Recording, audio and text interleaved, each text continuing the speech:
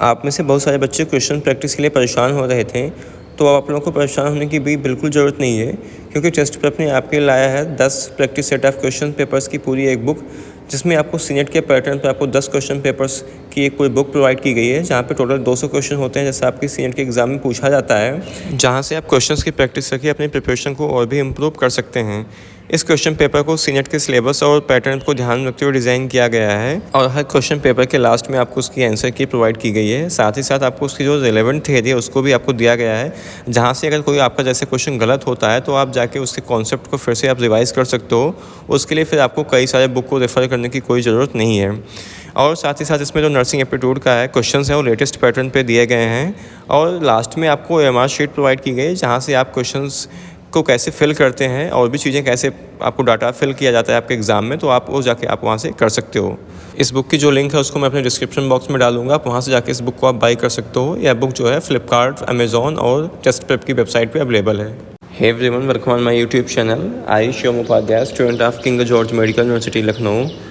तो I hope कि आप सबकी जो प्रिपरेशन है अच्छी चल रही होगी, और ख़ासकर कुछ बच्चों के मन में अभी इस टॉपिक्स को लेकर डाउट था कि मतलब सिलेबस एक तरह से जो इंग्लिश हुआ, आपका जीके और नर्सिंग एप्टीट्यूड हुआ, फिजिक्स, केमिस्ट्री, बायोलॉजी के कुछ इंपॉर्टेंट टॉपिक्स और सिलेबस को लेकर बहुत सारा डाउट था।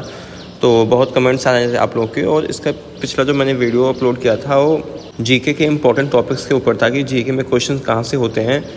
तो बहुत सारे बच्चों की रिक्वेस्ट थी कि मैं इंग्लिश के भी इंपॉर्टेंट टॉपिक्स लेके आऊँ, कहाँ से जो क्वेश्चन हैं वो पूछे जाते हैं। तो अगर आपको एक प्रिसाइज जो है वो सिलेबस पता होगा या इंपॉर्टेंट टॉपिक्स पता होंगे, तो आई थिंक आप बेहतर करोगे अभी जो भी रिमेनिंग टाइम है। तो वीडियो जो है आप लोगों की काफ़ी इन्फॉर्मेटिव होने वाली है, वीडियो पूरा एंड तक देखना, इसके बिल्कुल भी मत करना। तो अब पहला जो सबसे इंपॉर्टेंट टॉपिक है क्या आपका है, एंटोनिम्स है। एंटोनिम्स का देखो मतलब होता है कि बिल्कुल जो अपोजिट, ठीक है, अपोजिट कि जैसे कि अगर मैं आपको एक एग्जांपल देके समझाऊं तो जैसे कि बिटर होता है, ठीक है, और जो बिटर का एंटोनिम्स होगा क्या होगा, स्वीट। स्वीट का मतलब क्या होता है, मीठा होता है। बिटर का मतलब क्या होता है, तीखा होता है। तो ऐसे जो है एंटोनिम्स भी आपके एग्जाम में पूछे जाते हैं। अब इसके बाद क्या आता है, सिनोनिम्स। सिनोनिम्स का मतलब देखो होता है समानार्थी शब्द, ठीक है, जैसे कि समान शब्द के एक कई सारे मतलब उसके इंग्लिश होती है ना। जैसे आपको एग्जांपल दो तो मैं कि जैसे ब्यूटीफुल हो गया, तो ब्यूटीफुल का मतलब क्या होता है, सुंदर होता है, और जॉर्जियस का भी मतलब क्या होता है, सुंदर होता है। तो ब्यूटीफुल और जॉर्जियस, ठीक है, दोनों क्या हैं, सिनोनिम्स हैं आपस में। तो अब ये तो क्या हो गया, सिनोनिम्स हो गया। अब थर्ड आता है क्या है, idioms and phrases. Idioms and phrases का मतलब जैसे होता है कि ना कुछ लोकोक्तियाँ एंड मुहावरे आपने पढ़ रखा होगा बहुत सारे पहले, तो सेम वही चीज़ है आपके एग्ज़ाम से पूछा जाता है। तो आप लोग अगर जो क्लास 12 की जो भी ग्रामर की बुक है, अगर आप उससे प्रिपेयर करते हो कुछ जो इंपॉर्टेंट आपके लिए ना है इडियम्स एंड फ्रेजेस, तो आपके भी एग्ज़ाम में क्वेश्चन जो है बड़े आराम से हो जाएंगे। तो ये भी क्या है, इंपॉर्टेंट है आपके लिए इडियम्स एंड फ्रेजेस, यहाँ से भी एक क्वेश्चन आता ही आता है। अब इसके बाद आता है क्या है, वन वर्ड सब्स्टिट्यूशन। मतलब ना इसका मतलब इसे होता है कि अनेक शब्दों के एक शब्द, हिंदी में अगर मैं बताऊँ तो एक एग्जांपल अगर आपको लेकर मैं समझाऊँ तो जैसे कि ए सर्टेन है, जैसे एनीथिंग सर्टेन टू हैपन, ठीक है। तो इसकी जो इंग्लिश होती क्या होती है, इनएविटेबल। तो ऐसे जो होता है इसका जो वन वर्ड सब्स्टिट्यूशन होगा ना इस चीज़ का कि एनीथिंग सर्टेन टू हैपन, क्या होगा, इनएविटेबल।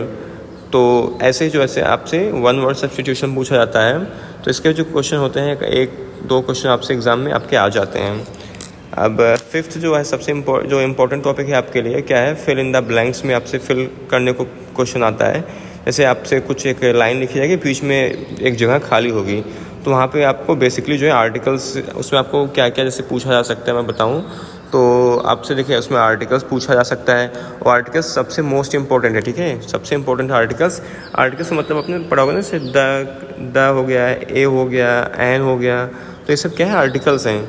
तो आपसे ये सब जो चीज़ें हैं पूछी जाती हैं एग्ज़ाम में, तो आर्टिकल्स खासकर अच्छे से करके जाना है। इसके बाद आता है क्या, इसमें वर्ब भी आपसे, ठीक है, पूछा जा सकता है, वर्ब हो गया। उसके बाद एडजेक्टिव आपसे पूछा जा सकता है, फिर नाउन हो गया, प्रोनाउन, कंजक्शन, प्रीपोजिशन। और प्रीपोजिशन जो है, प्रीपोजिशन भी काफ़ी इंपॉर्टेंट है आपके लिए, ठीक है। तो प्रीपोजिशन भी आपको अच्छे से पढ़ के जाना है, क्योंकि यहाँ से भी क्वेश्चन जो है पुटअप होते हैं आपके लिए। तो फिल इन द ब्लैंक भी जो है काफ़ी इंपॉर्टेंट टॉपिक है। यहाँ से मतलब 2-3 क्वेश्चन जो है 20 क्वेश्चन में 2-3 क्वेश्चन तो होते हैं फिल इन द ब्लैंक के, तो काफ़ी इंपॉर्टेंट पॉइंट है, टॉपिक है आपका। तो इसको अच्छे से करके जाना है, और खासकर जो आर्टिकल्स और प्रीपोजिशन इसको आपको ध्यान से करके अच्छे से करके जाना है। अब जो 7th आपके लिए इंपॉर्टेंट 6 नंबर पे जो आपका आता है इंपॉर्टेंट टॉपिक क्या है, स्पेलिंग एरर्स। स्पेलिंग एरर्स भी काफ़ी पूछा जाता है, इसके भी 2 क्वेश्चन आपके एग्ज़ाम में होते हैं। तो अगर मैं एग्जांपल दूं जैसे आपको कि एब्सेंस, एक आपने सुना होगा क्या होगा वर्ड एब्सेंस। अब एब्सेंस के कई सारे स्पेलिंग हो सकती हैं, ठीक है। अब जैसे देखो क्या होगा, ABSENCE, एक तो एब्सेंस ये हो गया। अब हो गया क्या, ABCENSE, और फिर एक आपको क्या मैं बताऊँ तो जैसे कि इसका मान लो ऐसे लिख दिया ABSANCE। तो इसका भी आप देखो पढ़ने में तो इसको प्रोनाउंसिएशन करने में तो ऐसे लग रहा है ना कि आप इसका आप जब बोल रहे हो मुंह से अपने एब्सेंस, तो सबको पढ़ने में तो एक ही जैसा लग रहा है, क्योंकि प्रोनाउंसिएशन क्या है, एक ही जैसा लग रहा है, बट गलत है। एक इसमें से एक ही सही है, बाकी 2 गलत हैं। तो अब आपको बताना है कि जो एब्सेंस है इसकी एक्चुअल स्पेलिंग क्या है, उसको कमेंट सेक्शन में मुझे बताना है कि जो एब्सेंस है इसका सही एक्चुअल स्पेलिंग क्या है, ठीक है। तो ऐसे ही जो होता है ये स्पेलिंग एरर आपसे पूछा जाता है, तो आपको स्पेलिंग एरर भी काफ़ी अच्छे से करके जाना है, क्योंकि आपके लिए काफ़ी इंपॉर्टेंट है, ठीक है। स्पेलिंग एरर इसके भी 2-3 क्वेश्चन होते ही होते हैं आपको एग्ज़ाम में। तो ये तो बात हो गई स्पेलिंग एरर की।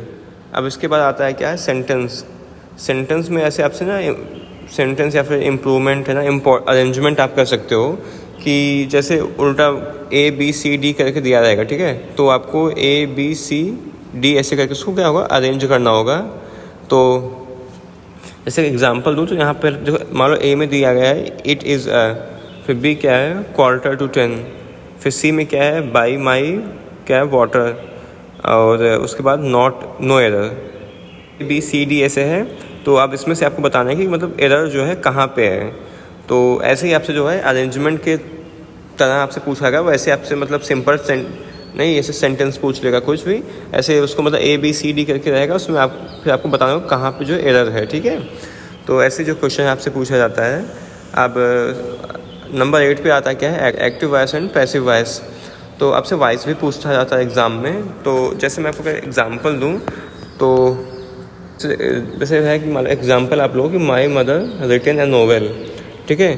तो इसका जो ये तो एक्टिव वॉइस हो गया। अब इसका पैसिव वॉइस क्या होगा, a novel is written by my mother. तो आपने ये चीज़ सुना होगा कई बार, आपने जब 11-12 में आप पढ़ रहे होगे, आपको जब इंग्लिश पढ़ाई जा रही होगी, तो ये जो है active voice and passive voice आपको पढ़ाया जाता था। तो वही है आपका जो 11-12 में आप पढ़े थे, वैसे ही पूछा जाता है कि एग्ज़ाम में। इसके भी 1-2 क्वेश्चन जो है होते हैं आपके एग्ज़ाम में, तो ये भी इंपॉर्टेंट टॉपिक है, तो इसको भी आपको अच्छे से करके जाना है। अब बात है क्या है डायरेक्ट और इनडायरेक्ट। ये भी आपके एग्ज़ाम के पॉइंट ऑफ व्यू से काफ़ी इंपॉर्टेंट टॉपिक है। तो आप अगर आपके पास कोई ग्रामर की बुक है तो वहाँ पे जो है डायरेक्ट और इनडायरेक्ट जो है दिया जाता है, आप वहाँ से जाके एक बार प्रैक्टिस कर लो थोड़ा बहुत जो भी है। अगर आपको थोड़ा बहुत आइडिया लग जाता है कि आपको कैसा क्या होता है, तो आई थिंक आप लोग जो है एग्ज़ाम में क्वेश्चंस को कर लोगे। तो ये तो हो गए आपके जो है इंग्लिश के इंपॉर्टेंट टॉपिक्स। और एक तरह से मैं कहूँ कि सिलेबस भी अगर मैं बोलना चाहूँ तो कोई गलत नहीं होगा कि आपका सिलेबस भी यही है और इंपॉर्टेंट टॉपिक्स भी आपके यही हैं, जहाँ से मोस्ट ऑफ द क्वेश्चन जो है वो पूछे जाते हैं, ठीक है। तो आप लोगों को जो एक डाउट था आई थिंक क्लियर हो गया होगा। तो आई थिंक आपकी जो प्रिपरेशन होगा अच्छे से होगी, और आपको एक जो है प्रिसाइज वो सिलेबस मिल गया टॉपिक। ऐसे नहीं कि पूरा मैं ग्रामर ही आपको बता दिया कि हाँ पूरा जो एक बुक है उसका पूरा सिलेबस ही मैं आपको नहीं बताया हूँ। जहाँ से जब मैंने एग्ज़ाम दिया था तो वहाँ से जहाँ से क्वेश्चन ज़्यादातर पूछे गए थे और जो इंपॉर्टेंट टॉपिक मुझे लगा वो चीज़ मैंने आपको बताई। आज की वीडियो में बस इतना ही। बाकी अगर आपको वीडियो पसंद आए तो वीडियो को लाइक कर देना, चैनल के सपोर्ट में चैनल को सब्सक्राइब कर देना। Thank you so much.